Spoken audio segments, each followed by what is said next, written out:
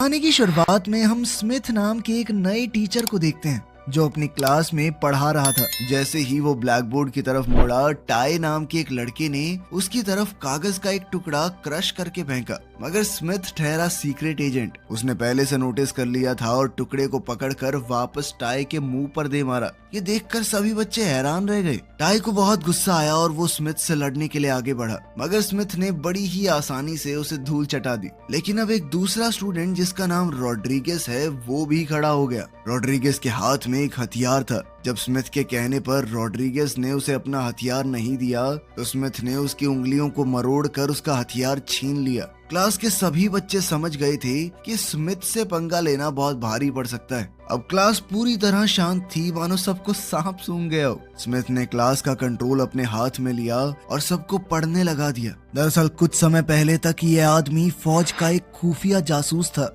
उसका असली नाम है जोनाथन शेल। शेल और उसके साथियों को एक खुफिया मिशन दिया गया और वो उस मिशन को बखूबी निभा भी रहे थे। लेकिन किसी तरह न्यूज रिपोर्टर्स को इस बारे में पता चल गया, जिसके बाद सरकार ने अपनी इज्जत बचाने के लिए झूठ कह दिया कि इन फौजियों ने अपनी मनमर्जी की है, हमने नहीं भेजा किसी को। उन सबको अपना मुंह बंद रखने के लिए पैसे दिए गए, पर अब वो फौज में काम नहीं कर सकते क्योंकि फिर सवाल उठेंगे। इसके बाद हम शेल के होम टाउन में उसकी बीवी जेन को देखते हैं। वो एक हाई स्कूल टीचर है जो अपने काम को बखूबी करती है। जेन अपनी क्लास में बच्चों को शांति से पढ़ा रही थी और सभी बच्चे भी मन लगाकर पढ़ रहे थे। मगर तभी स्कूल कैंपस में बहुत शोर होने लगा। बाहर कुछ स्टूडेंट्स आपस में लड़ रहे थे। ऐसा लग रहा था जैसे सभी स्टूडेंट्स पूरी प्लानिंग के साथ एक लड़के को पीट रहे हैं। जेन और दूसरे टीचर शर्मन उन्हें रोकने की कोशिश करने लगे। शर्मन ने लड़ाई को रुकवाया और लड़के को बचा लिया।